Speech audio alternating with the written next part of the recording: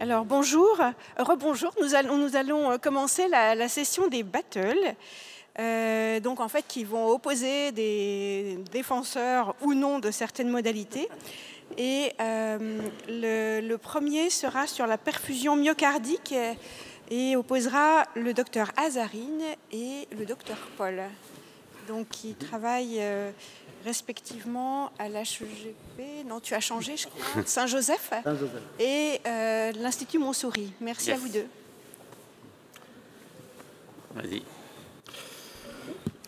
Bonjour, merci de nous avoir invités à faire ce duel. Normalement, je crois qu'on devrait voir notre présentation ici. Ah, merci. C'est bon ?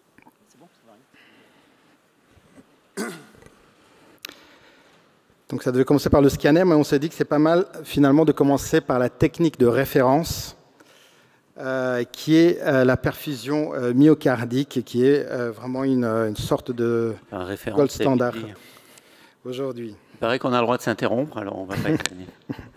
Oui, tous les coups sont permis. Hein. Voilà. Allez-y. Donc on va commencer un peu par un peu de physiologie pour commencer. Donc vous avez la plaque d'athérome avec la sténose qui arrive et la première conséquence, c'est une hypoperfusion au niveau du muscle qui va se traduire plus tard par des dysfonctions contractiles. Et c'est ce qu'on appelle la cascade ischémique et qui peut aller après jusqu'à l'infarctus. Donc pour expliquer un peu ce qu'on fait en IRM de perfusion, donc quand on a peut-être une sténose qui est notamment intermédiaire, pas très serrée, au début, il n'y a pas de différence de flux vraiment dans les artères coronaires, dans ces branches. Par contre, c'est vrai que si on injecte un vasodilatateur puissant qui va simuler un effort ou un stress très important et qui va faire dilater les artères coronaires et augmenter leur flux de 5 fois, là, on va voir sur les artères saines une dilatation très importante, alors que sur les plaques, étant donné qu'il n'y a pas les récepteurs de NO ne marchent plus, on n'a pas cette vasodilatation. Et donc, cette hypoperfusion, on arrive à le mettre plus facilement en évidence. Donc, c'est une hypoperfusion relative. On a différentes drogues pour ça. On a le dipéridamol qui est le moins cher, mais qui est plus pratique. Alors sa demi-vie est plus longue, donc ça dure un peu plus longtemps. On a l'adénosine qui est le plus fréquemment utilisé, notamment dans les études. Et on a le régadénosone qui arrive en dernier. Alors c'est pratique parce qu'on fait un bolus, la demi-vie est de 1 minute, c'est très pratique. Il n'y a pas les contre-indications avec le café, l'asthme, etc. Alors ça coûte cher, mais en ce moment, c'est les soldes, c'est la 3e des marques, et c'est vrai que les prix commencent à baisser pas mal.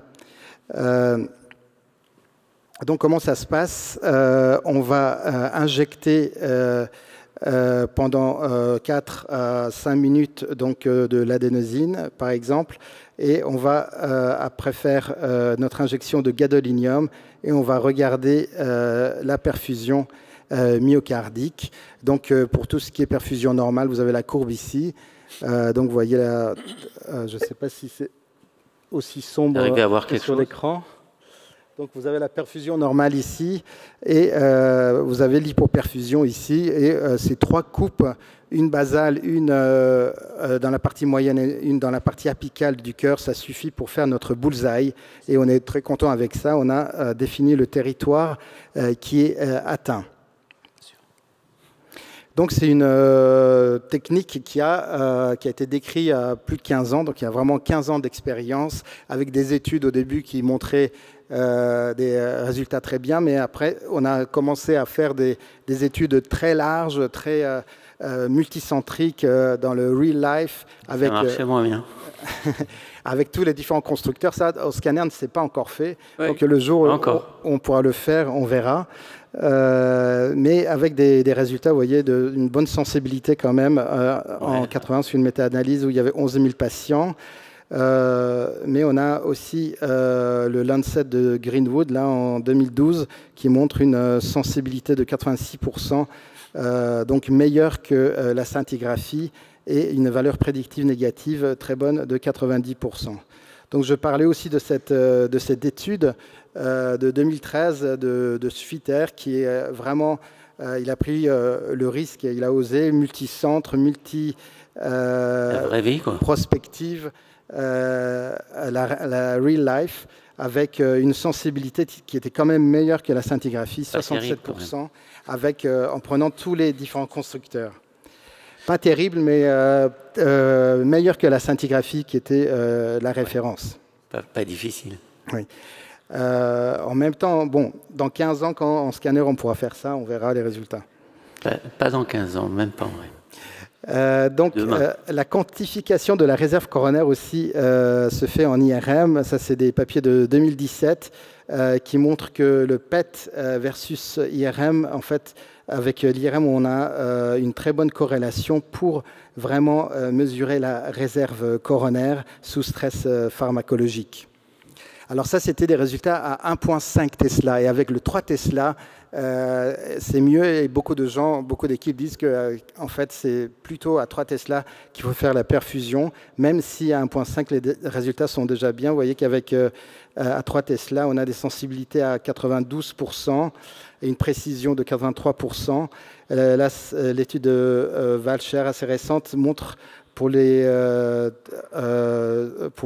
comparant le 3T contre le 1.5, une sensibilité pour des sténoses supérieures à 50% de 84% versus 75% pour le 1.5, et pour les sténoses encore plus serrées, une sensibilité à 3 Tesla de 96%. Et pour ce qui est excellent. Donc ça, c'est une vue qualitative. Donc vous voyez déjà, juste en regardant visuellement, on arrive à des performances superbes. Et on peut aller plus loin parce que dans tous les techniques qui utilisent la perfusion, les lésions tritronculaires sont un peu la bête noire, parce que c'est vrai qu'on étudie une perfusion relative, une hypoperfusion relative.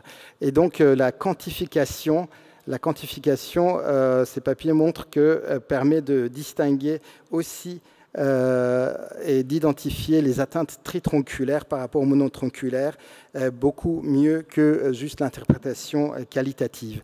Alors, je sais que les détracteurs de l'IRM vont dire que c'est compliqué, c'est mathématique, c'est chronophage, mais l'intelligence artificielle s'est déjà mise au travail, et en fin de semaine, ils vont présenter déjà des choses à la SMR à Barcelone. Bon, bon, on voulait de la battle, c'est ce qui nous a été demandé. Donc moi j'ai noté que c'était chronophage, que c'est en noir et blanc, que finalement c'est pas terrible. Et en fait, l'IRM, ça fait mal, et c'est pour ça on dit de MRI. Bon, très drôle. Merci de votre politesse. Alors, on va commencer par la nouveauté. Le GADO, injecter du GADO, ça devient un jeu dangereux. On ne le savait pas, mais maintenant on le sait. Les linéaires sont hors jeu. Ils sont sortis du terrain. Et maintenant, il y a une question qui se pose sur la double dose en cardio, puisqu'il faut réduire les doses même pour les macrocycliques. Et donc, pour ceux qui restent sur le terrain, c'est un avertissement. Donc, il n'est pas exclu que les protocoles actuels qui nous ont été rabâchés pendant des années doivent être revus complètement en IRM. Je dis, mais je fais aussi de l'IRM cardiaque, hein, mais bon, on est dans une battle. Donc, un problème majeur, on va aller directement en fait. Relativisons. Relativisons. Déjà, on ne fait pas de mesure de perfusion directe en IRM parce que tout simplement, il n'y a pas de linéarité, tout le monde le sait, entre la concentration de gadolinium et le signal.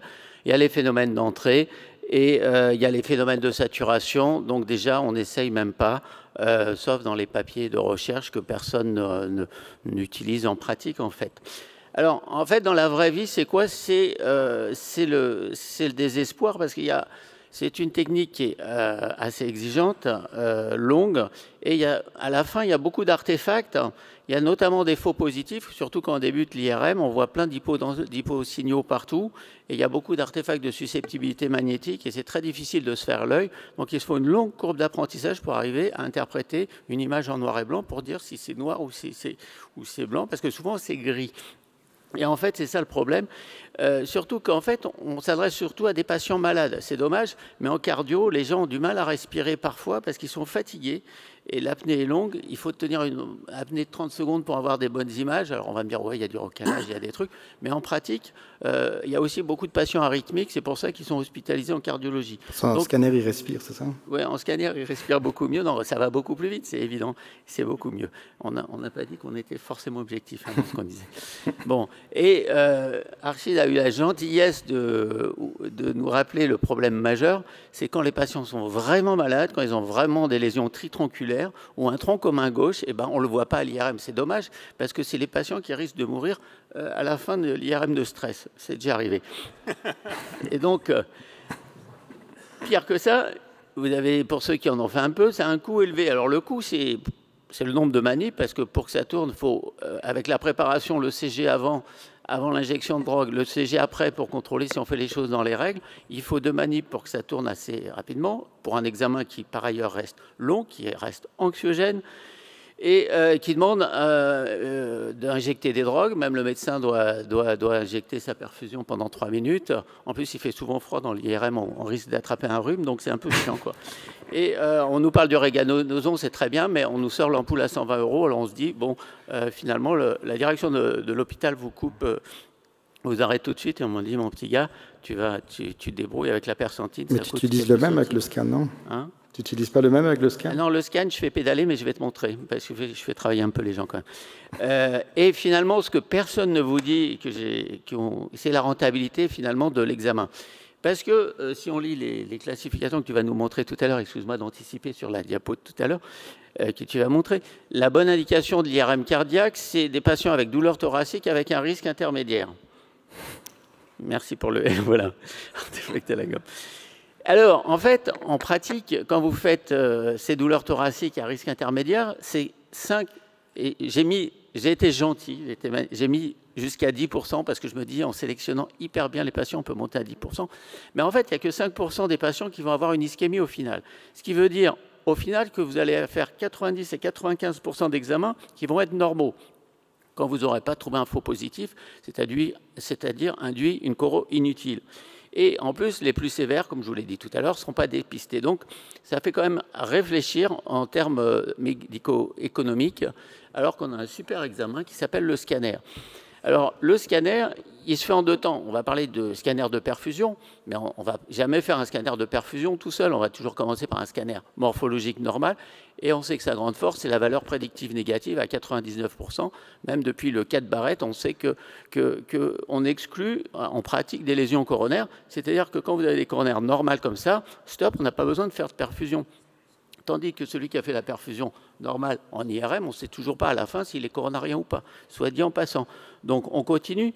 Finalement, on sait que 50% des gens qui font une mort subite dans la rue, c'est des ruptures de plaques sans sténose. Manque de peau, on ne va pas les détecter avec les tests d'ischémie. Donc il faut le détecter par le seul moyen pratique. Si on ne veut pas mettre des sondes et ramoner les artères des gens, il faut faire un coroscanner à la recherche de plaques. Donc ça exclut, effectivement, on peut facilement exclure une maladie coronaire avec le scanner, mais aussi de temps en temps la diagnostiquer. Et quand vous avez une sténose extrême serrée chez un patient qui a une douleur thoracique, on ne va pas s'amuser à faire de la perfusion non plus. Donc en fait, la force du scanner, c'est d'associer l'anatomie et la perfusion. Ah, enfin tu vas parler de perfusion. Ben oui. Ben oui, parce que la perfusion, ça sert, par exemple, pour détecter un infarctus. Un petit infarctus sur une douleur thoracique passé inaperçu, parfois, ça se voit même au repos. Alors là encore, pas besoin de faire de stress et de sortir l'artillerie lourde. Et si vous la comparez au scanner, des fois, c'est la perfusion où sur les douleurs thoraciques en urgence, en regardant le muscle d'abord, vous voyez l'infarctus avant même de faire la reconstruction sur les coronaires, comme ici, on avait fait, mais il y a déjà 15 ans, tu vois que l'expérience de 15 ans, ça c'est aussi en scanner, sur la perfusion. Donc là, on avait une petite occlusion d'une artère bissectrice, en fait, que la coronarographie n'arrivait pas à localiser, et qu'on a localisé grâce au scanner couplé à la reconstruction 3D. Donc, maintenant, pourquoi? Alors, on va me dire, mais pourquoi on n'en faisait pas avant? Parce que, effectivement, avec un scanner 4 cm, 64 barrettes, on a 4-5 battements, et la perfusion n'était jamais vraiment homogène. Il y avait un décalage temporel entre les battements et la perfusion, et on pouvait avoir beaucoup de faux positifs. Donc, maintenant, avec les scanners 16 cm, on arrive à faire des images qui sont cette fois en couleur. Et je remercie Olivier Vigneault de l'hôpital américain de m'avoir fourni sa diapo. Heureusement qu'il y a des couleurs, hein, parce que quand on regarde les trucs là... Non, le moiré, ça c'est juste parce qu'on était un peu pressé. C'est la photo à l'iPhone, ça fait, quand on la zoome, ça fait parfois des, ça fait des moirés. Excuse-moi, mais c'est pas la qualité d'image, mais il faut bien vous laisser... te laisser des moyens de critiquer ce qui était incritiquable. Voilà, donc vous voyez la résolution spatiale, les secteurs envers l'hypoperfusion par rapport à la sténose. Voilà, ça marche. Et là, cette fois, on a la linéarité entre le signal et le rehaussement et la quantité de contraste. Et donc, on peut, comme la perfusion cérébrale, pour ceux qui sont habitués à la perfusion cérébrale, on peut calculer tous les temps de transit, temps de pic ou la perfusion absolue en calculant le ratio des pentes sur les pics. Donc, tout ça, c'est accessible.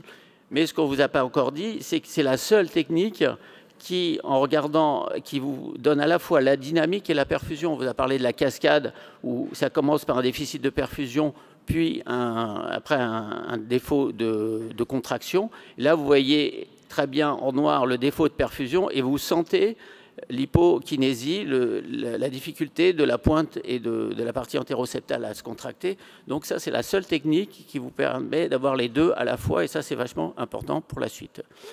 Et alors, essayez de faire pédaler des gens dans une IRM. Vous m'en direz, ceux qui y arrivent m'en diront des nouvelles. Et en scanner, même si ce n'est pas toujours si facile, mais en tout cas, les genoux passent. Et donc, c'est parce qu'en fait, au final, c'est l'effort qui est beaucoup plus physiologique que toutes les drogues qu'on peut vous injecter. Les tests de vasodilatation sont que des reflets imparfaits du stress physiologique qui est l'effort. Donc, c'est une étude qu'on avait publiée dans Radiologie du scanner à l'effort. Vous voyez au repos le même patient avec l'hypodensité. Vous pouvez faire une cartographie de perfusion en bleu, les défects de perfusion. Vous voyez tout le territoire antéroceptal qui est en défect. À la coronarographie, il y avait 2 sténoses. Cette sténose de l'IVA correspondait à ce territoire. Il y avait une autre sténose qui paraissait assez serrée sur une marginale, mais qui n'était pas significative en scanner.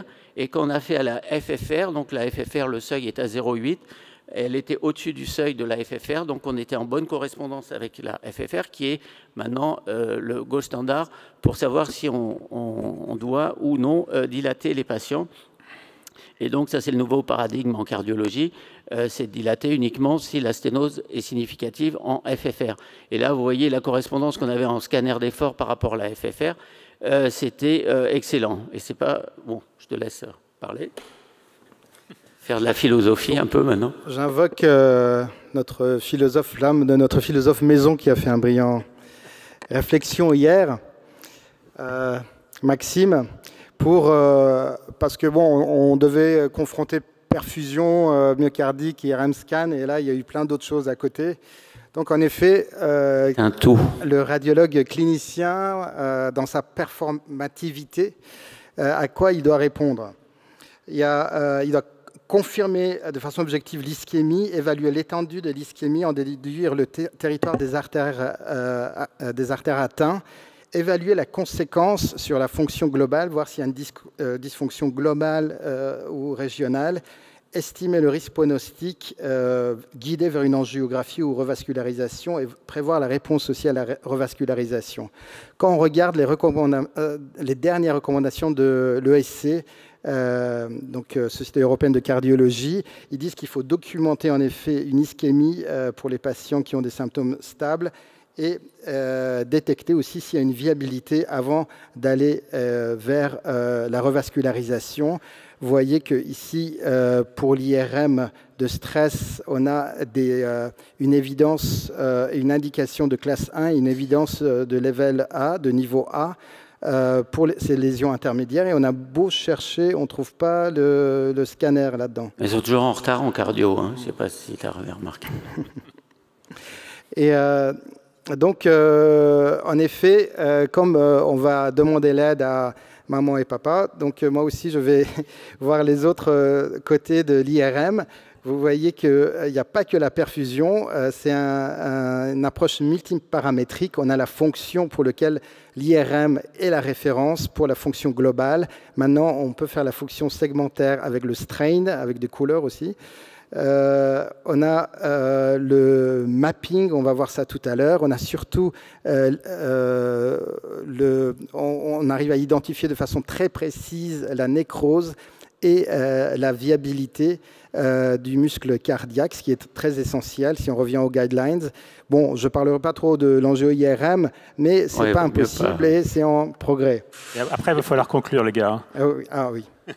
Donc, juste, juste pour montrer aussi un petit exemple, on arrive vite à la conclusion, là, pour montrer en effet que dans cette zone où on voit l'hypoperfusion ici en IRM, c'est important aussi de voir le no reflow qui dit qu'il y a un mauvais pronostic pour le patient, d'une part, et de voir les zones qui sont non viables. Et là, donc, chez ce patient qui a un pontage qui est sténosé, on a dans cette zone une hypoperfusion dans une zone viable. Donc ça vaut le coup de revasculariser et ça avait été déjà montré que de matcher la perfusion et le rehaussement tardif en fait donne de meilleurs résultats. C'est quoi ce... C'est un scanner. Oh, on voit un rehaussement tardif en scanner. Ah tiens, ça existe ça ? Ça existe, ouais. Et ça marche aussi, ça marche très bien. Je vous laisse juger de la... Avec la nouvelle double énergie et l'énergie monochromatique, on les fait ressortir beaucoup mieux. Là, c'est un scanner qui date de Mathusalem, d'une dizaine d'années, mais déjà en bas kilovoltage, on arrive à sortir quelque chose. Mais c'est vrai que vous voyez la finesse de l'IRM et bon, la finesse du scanner à côté. Ah, excusez-moi. Juste pour dire un mot sur le T1 MAP aussi, à 2 minutes maintenant, il y a des papiers qui sortent que juste après la perfusion, à 2 minutes, on peut faire le T1 MAP et ça donne une très bonne idée des zones nécrosées. Donc finalement, on peut faire notre IRM cardiaque en un quart d'heure. On fait la fonction, on fait la perfusion, on fait à 2 minutes le T1 MAP et ça pourrait être fini là. On aura tout. C'est fini d'ailleurs. Parce que y aurait-il une place pour l'analyse fractale pour l'un d'entre vous, le scan, l'IRM? L'analyse fractale? Oui. Le chou-fleur, vous savez? Ouais. On n'a pas compris, on est trop... L'analyse fractale, l'analyse comme le chou-fleur qu'a montré notre ami de la charité. Oui, l'intelligence artificielle, ils en ont besoin un petit peu parce qu'ils n'en ont pas assez naturellement. Donc. Juste...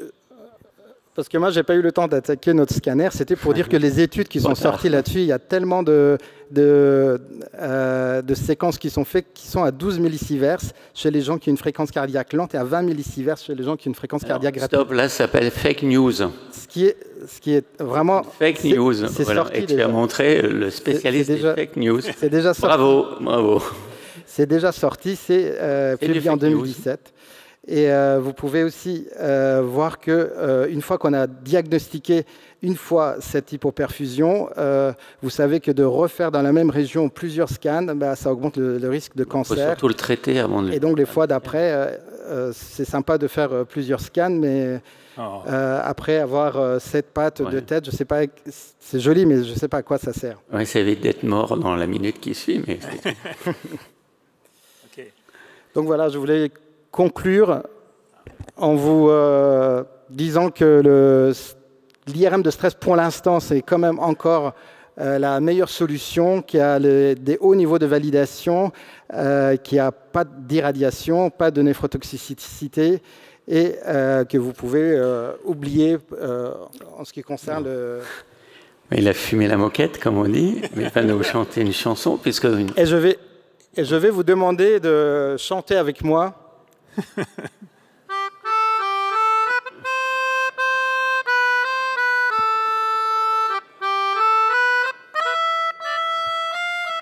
On peut faire chanter n'importe quoi aux gens, c'est incroyable.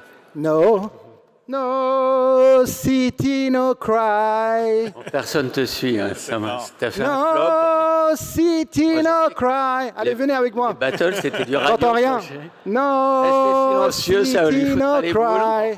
Il ne refera jamais cette expérience. No city, no cry. Un beau flop, ça vaut mieux. Archid. C'est un bon réinvité. Tu ranges ton truc.